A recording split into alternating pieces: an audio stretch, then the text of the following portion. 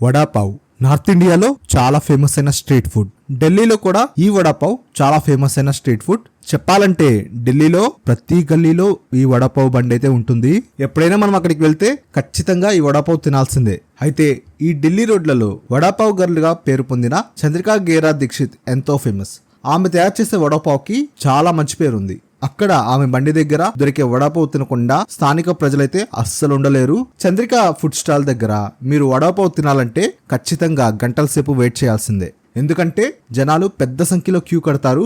Social మీడియాలో ఇందుకు సంబంధించిన చాలా వీడియోలు అయితే హల్చల్ చేస్తున్నాయి. నిజానికి చంద్రిక గతంలో హల్దీరామ్లో ఉద్యోగం చేసేది.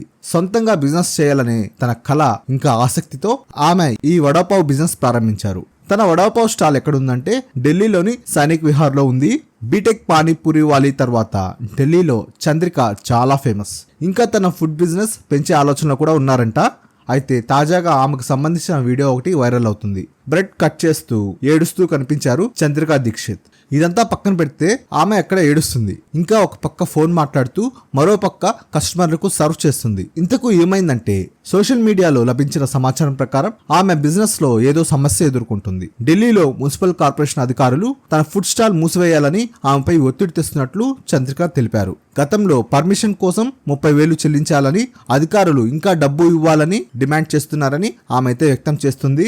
లేదంటే నీ ఫుడ్ స్టాల్ క్లోజ్ చేయాలని బెదిరిస్తున్నారని ఆమె చెప్పి వాపోయింది. అయితే ఆమెను బెదిరించిన వారి వివరాలైతే చంద్రిక తెలపలేదు.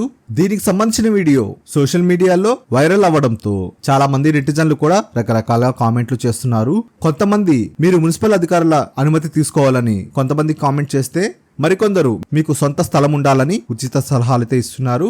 లైసెన్స్ లేకుండా స్టాల్ ఎలా నడుపుతారని మరికొందరు ప్రశ్నిస్తున్నారు.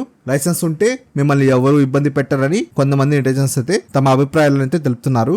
ఏది ఏమైనా తను అనుకున్న విధంగా ఫుడ్ స్టాల్ పెట్టి సక్సెస్ అయ్యారు మన చంద్రికా గేర్ దీక్షిత. ముందు ముందు ఈమె ప్రభుత్వం నుంచి అన్ని అనుమతులు పొంది ఈమె బిజినెస్ మంచిగా సాగాలని కోరుకుంటున్నాం. ఈ చంద్రికా దీక్షిత్ జీవితంలో తను అనుకున్నది సాధించింది. కొంతమందైనా ఈమెను చూసి ఇన్స్పైర్ అయ్యి ఇలాగే సక్సెస్ అవ్వాలని కోరుకుంటూ సరికొత్త వీడియోతో మళ్ళీ కలుద్దాం. అప్పటి వరకు సెలవు. Thanks for watching this video.